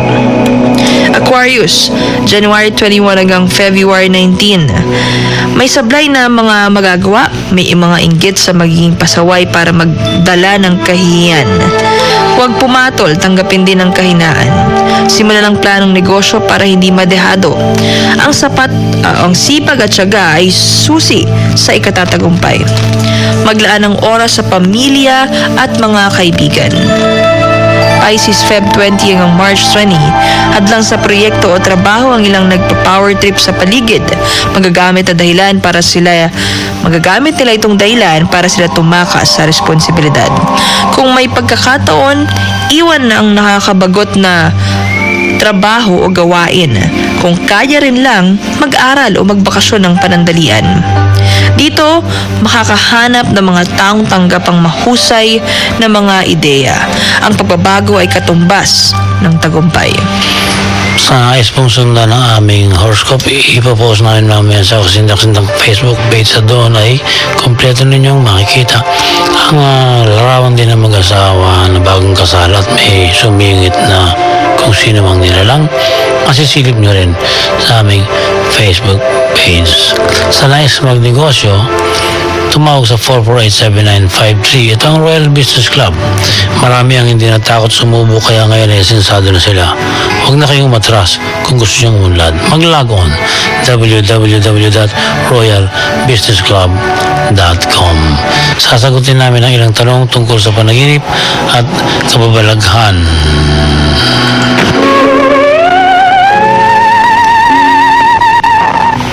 Sabi ni Christopher Mayor, good evening. Sana po ay may topic niya yung kwento tungkol kay Dynamo the Magician. Kung sakali po, kung kasali po siya sa Secret Society at bakit ginagaya niya yung statue ni Papa Jesus at mga video niya na nakalutang. Siya ang English magician na si Stephen Frayne. Una niyang show yung Dynamo's State of Mind. Nung mag-release siya ng sariling DVD, lalo siyang sumikat. Nagtuloy-tuloy ang kanyang kasikatan at nagkaroon ng maraming award. Noong 2012, na-promote siya sa Magic Circle ng Magic Society. Nag-associate of the Inner Magic Circle. Yung Dynamo Magician Impossible nagwagi bilang Best Entertainment Program sa Broadcast Award.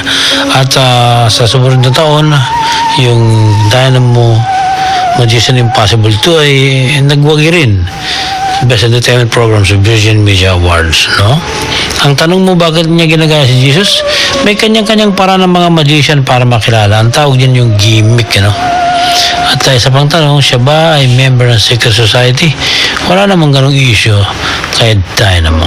Si RV Gambagito, pag pumasok po bang isang tao, isang grupo sa tinatawag na haunted house, ano ba ang posibilidad na mangyari?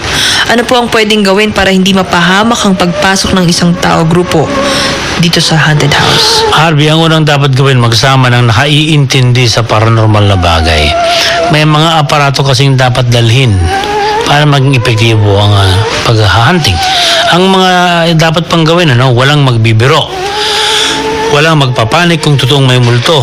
Walang manluloko sa sino mang kasama, o kung may hinihina ng espiritu, huwag magbibiro. At walang mag-iingay. Bawal ang alak, bawal ang sigarilyo, bawal lalo ang droga. Kailangan din ng permit sa mga papasukin lugar dahil pwede kayong mademanda kung manghihimasok kayo ng walang paalam. Kung hindi nyo magagawa ang lahat ng ito, baka talagang kayo ay mapahamak. Si Geraldino Carceliar, good evening Sir Benji, Ma'am Dea. Pwede po bang pakitopic tungkol sa COC? Clash of Clans siguro ito na may nakikitang mga simbolo gaya ng 666 sa puno. Anyo ng mga troops na tila galing sa kampo ng impyerno o sa kampo ng impyerno at iba pa. Salamat at more power. Itong COC ay isang application game. Pag-aaralan namin ang larong ito para makita namin kung ano sinasabi niya. Si Richard Rubio, pakitopic po yung Freemason sa Pilipinas at kung binawi ba talaga ni Rizal ang pagka-mason niya. Aba, magandang topic ito, no? Ito yung pagkakataon para mapaksa natin si Dr. Jose Rizal sa susunod na pagkakataon. Salamat, Richard. Si Sherwin Garado, Kuya Benji, avid listener niyo po ako. Naliwanagan ako kung bakit face-to-face talaga o literally hinahawakan at kinakausap ang mga batang may Down syndrome ng kanilang mga teachers sa kadahilan ng marami silang nakikitang mukha sa bawat tao tulad ng sinabi ng isang special child na na-topic po ninyo nung mga nakarang linggo. Salamat sa info. Una ko pong narinig ang programa noong 2012 at hanggang ngayon nandito pa rin po ako fan ng Kasendak-Sendak. Pwede niyo po bang may topic kung ano po bang Hellfire? Grupo daw yun ng mga taong gumagawa ng mga pag-aalay ng buhay ng tao para kay Satanas. Pakitopic na rin po ang Succubus. Tanong ko lang, totoo po ba na gumamit ng black magic si Hitler nung kasagsagan ng gera? Ang dami niyang tanong. Una, salamat sa pagtutok mo sa kasindak-sindak naming programa. Ang Hellfire ay sasaligsigin namin. Ang Succubus ay tinanlaki namin. Wet dream lang ito. At ang black magic ba ay ginamit ni Hitler nung kanyang kapanahunan. Marami siyang eksperimento ukol sa siyensya pero walang tuwirang na isusulat sa kanyang paggamit ng black magic. Ang nasulat nagtatrans siya at sinasabi niyang kinakausap siya ni Satanas at may huli ako nasa liksik tungkol kay Hitler. Siya pala ay may pakikipag-ugnayan sa extraterrestrials. Sa susunod na pagkakataon, ikukwento namin ang tungkol sa mga alien beings na ginagamit ng US ang mga kagaya ni Hitler. Malalim, no? Sa susunod, pag-usapan natin to. Si Brett Michael Aguirre Abastilas, good evening kasindak-sindak. Bago pa lang po ako nakikinig sa inyo pero nagustuhan ko ang tropa. Nagustuhan ko ang tropa ko kasi nagsabi na maganda daw pakinggan ang programa niyo. Pwede po ba ako magtanong? Salamat, Brett. Tungkol naman sa panaginip ni Brett, ito yung tanong niya. Nagtatrabaho ako sa isang building na ginagawa pa. Ako po yung taga-map sa taas ng building. May mga nalaglagan ng mixer at namatay po. Dinala siya sa labas pero yung mga dugo po ay tumutulo. Pagkatapos noon, may namatay na naman sunod-sunod na may mga sigaw na nasa itaas. Sumisigaw ng aray, aray. Dinig na dinig ko po sa baba. At ang rami na nila mga patay po, hindi na dinadala sila sa labas. Nung natakot ako, tumakbo ako sa paglabas. Maraming patay, nakabalot ng puti hanggang gising na ako. Ang nakakatakot talaga dun sa pagkagising ko po, amoy ko pa po yung mga dugo. No? Amoy na amoy habang tinatype ko to sa inyo. Pag naalala ko po yung balahibo ko ay tumatayo. Salamat at more power.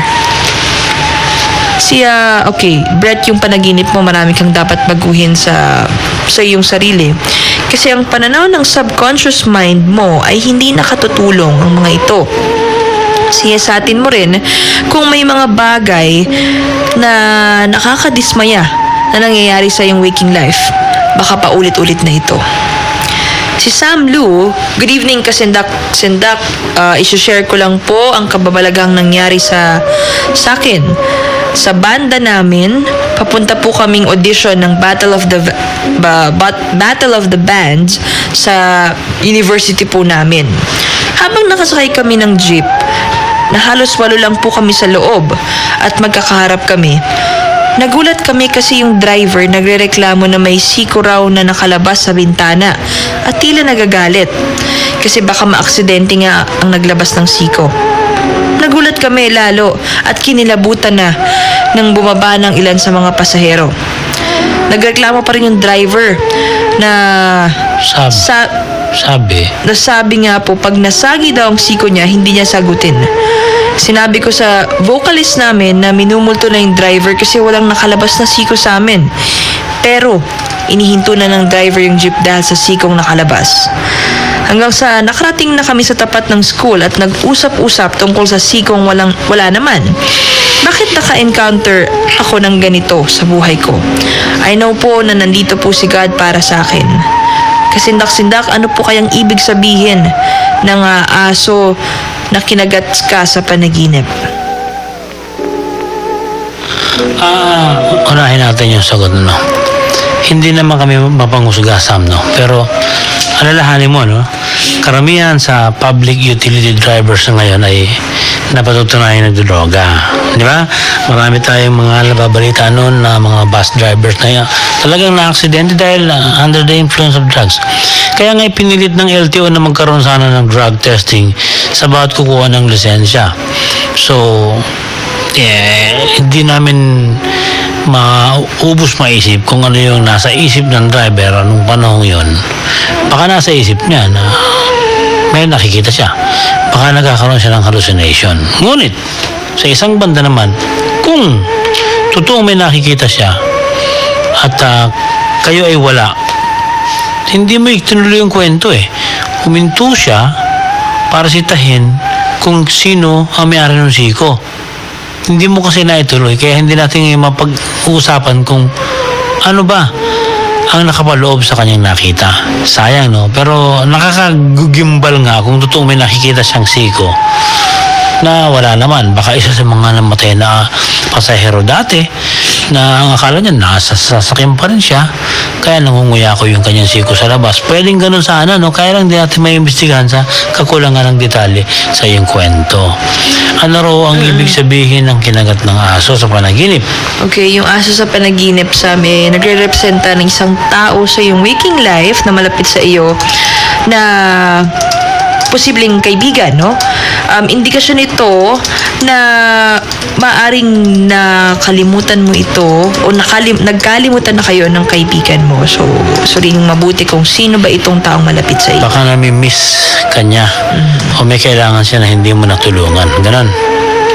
Okay, si Ray Anthony Bringas. Ma'am Dea, Sir Benji, ask ko lang po yung meaning ng panaginip ko na nagkatotoo po yung zombie apocalypse at hinahabol ako ng mga zombie pero hindi ako mahabol. Ang ginagawa ko, tumatalon ako ng mataas papunta sa mga building. Ano po kaya ang meaning nito? Ray, ang zombie kasi na humahabol sa panaginip ay iisa ang kahulugan. Marami kang stress sa buhay dahil hindi mo kontrolado ang lahat na nagaganap sa waking life mo. Kaya nakaramdam ka na ng panghihina ng loob. Si Jeric Remoyan, kasindak-sindak, pwede po bang pakitopic? Bakit hindi na pwedeng bumalik yung mga taong makakasama sa Mars? Nakakapagtaka, no? Baka kasi may secret silang tinatago. Avid fan po ako ng programa, kasindak-sindak since 2012. Jeric, una rito, hindi pa naman tiyak na magdadala nga sila lahat sa Mars kasi wala pang tiyak na biyahe.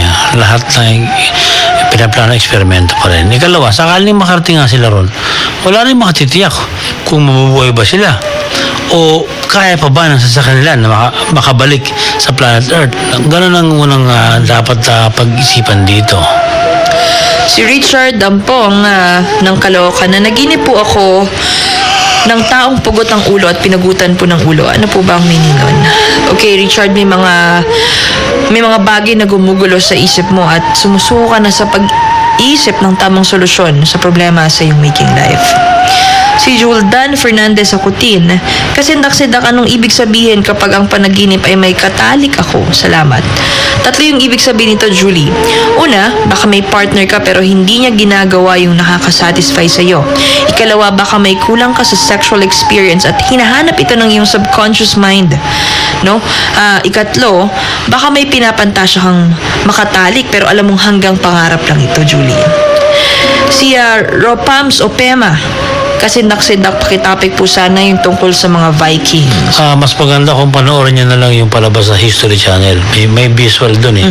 Pero hindi rin naman masama kung ikwento rin natin sa kanila yung Vikings sa susunod na pagkakataon, ha? Si Reniel Nazarita Tampinko, good evening. Gusto ko lang pong malaman tungkol sa aking panaginip. Binaril po ako sa ulo pero nung dinala ako sa ospital, buhay pa din po ako. Sana masagot niyo ang aking katanungan. Lagi po ako nakikinig ng kasindak-sindak tuwing linggo. Maraming salamat. More power sa inyong programa. Ren, baka may kalitan ka, no? O may galit sa iyo. Dapat tuklasin mo ito. Ang isa pang kahulugan nito sa isang school of thought, may tumitira sa iyong likuran na pwedeng alam mo na wala ka naman nagagawa o magagawa. Si Rob Peñarada, Sir Benji, tanong ko lang po, tapos na po ba yung ginagawa ninyong libro ng kababalaghan? Ay, pabago-bago kasi ang takbo ng aming plano sa pocketbook kasi marami kaming mga bagong kaalaman na dumating sa aming kamalian na dadagdagan yung mga impormasyon. Pero ang pinakapangunahing dahilan na hindi naman ako nahihiyang aminin, Rob, wala pa kaming kapital para sa pagpapalimbago. No? Ang taas na ng presyo ng papel ngayon, mahal na rin ang printing. Si Girlie Taler, gusto ko lang pong mabigyan ng kahulugan ng aking panaginip. Nakikipag-sexual intercourse po ako sa kapwa ko babae. Ano po kaya ang kahulugan nito? Tapos, biglang naiba po yung tema. Yung babae mukhang zombie. Hinigop daw po niya ng buo yung asawa niyang lalaki. Ano kaya ang ibig sabihin nito, no? Ano po ibig sabihin ng kasama na rin po yung malakas na alon ng dagat sa panaginip? Okay, Girlie, ang may kipagtalik sa kapwa babae ay nagsasabi lang naman ng iyong subconscious mind na may mga bagay na tanggap mo na sa iyong waking life. Pwede ito ay negatibo pero maluwag sa loob mo. O pwedeng ito ay positibo na rin kaya masaya ka. Ibig sabihin, nagaganda ng sarili mo sa pangyayari kahit may negative. Yung malalakas na alon na dagat sa panaginip, ibig sabihin nito, ang tubig kasi sa dagat ay tumutukoy sa emosyon mo. So, ano yung sarili mo, ano yung recent mong nararamdaman sa isang sitwasyon o sa isang tao. So, yun. Si Kenneth De Leon, anong ibig sabihin ng panaginip ko? Lumabas po ako sa bahay namin. Lumabas po ako at may naghihintay na dragon sa tapat ng bahay. Pinasakay po ako ng dragon sa likod. Sumakay ako at lumipad kami. Lahat po ng taong nakatingin habang lumilipad yung dragon nasakay po ako. Dinala po ako ng dragon sa matalik kong kaibigan. Nung bumaba ako sa dragon, hinaman po ako ng kaibigan ko ng suntukan. Nagsuntukan kami pero hindi po kami nagkakatamaan. Ano kayang ibig sabihin nito? At 3 beses ko na po itong napapanaginipan. Si Kenneth De Leon ng Dasmariñas, Cavite. Kenneth, mataas ang iyong mga ambisyon at malakas ang iyong personalidad. Kaya may mga pagkakataong hindi ka basta nauunawaan ng iba. May tendency rin na lumalampas ka sa dapat mong kalagyan dala ng iyong mga hangarin sa buhay. Si Glenn Alabido, kasindak-sindakas ko lang po yung panaginip ko na bumaba daw po si Jesus sa lugar namin. At nung umakyat daw po siya sa langit, kumapit po ako sa paa niya. Sabi ko raw, gusto ko pong sumama. Tapos no, nagsalita siya, sabi niya ay, huwag muna. At nagising na po ako. Salamat at more power. Alam mo, Glenn, maganda ito, no? Ibig sabihin kasi, magtatagumpay ka sa mga pangarap mo. Kasi ang sabi ng iyong subconscious mind, may mga kakayahan kang magdadala o may kakayahan kang magdala ng mga problema. Matibay ka sa pagharap sa mga pagsubok at masikap ka sa iyong buhay. Dahil nakausap mo nga si Jesus, asahan mong may katahimikan kang madarama. Si Denden Kansa. Magandang gabi, Sir Benji. Guard po ako sa Toby's Place. Meron pong nagpaparamdam sa amin dito tuwing nagro-roving kami sa 3rd floor. Bakit po kaya nagpaparamdam ito sa amin? Matagal na po akong nakikinig sa kasindak-sindak. Pabati po OIC namin si Sir Nilo Hobiro. Salamat. Kasindak-sindak. Then, may maganda akong mungkahi. Maganda ka palagi ng camera at audio recorder. Kapag nagparamdam sila, i-record mo at kunin mo para meron tayong mga datos na pag-aralan. Kung kaya mo naman kami bigyan ng legal na permit, dyan, iwan mo yung cellphone number mo. Mag-usap tayo. Papasyalan namin ang lugar ninyo kung makakakuha ka ng permit para sa amin. Naku, naubos na naman po ang ating oras. Marami pa sana tayo yung dapat na basahin mga tanong, pero sa susunod na lang pong linggo, maraming salamat sa patuloy ninyong pagtutok sa pinakakasindak-sindak na programa dito sa FM Radio.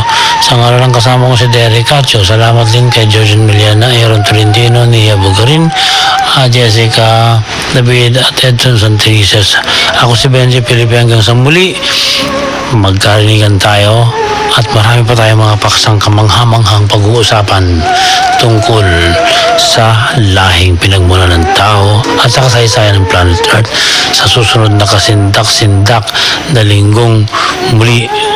Lagi tayong magdasal upang lagi tayong magpalain ng Panginoong Diyos.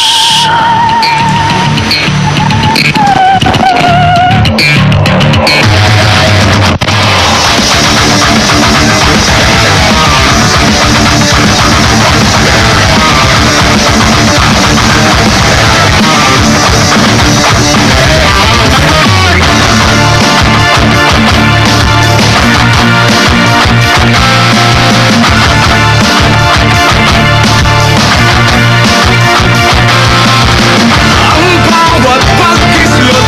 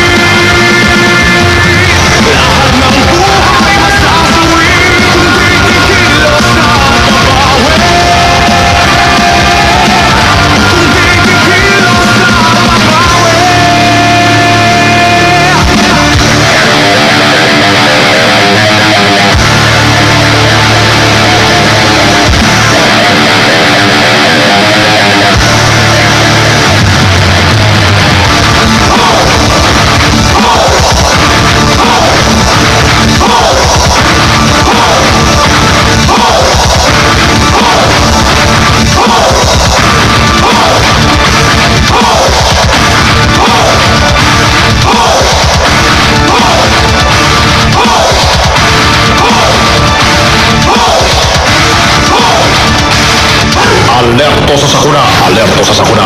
Kaalaman para iwas sakuna. Si Christopher Min po. Maging alerto tayo sa sakuna.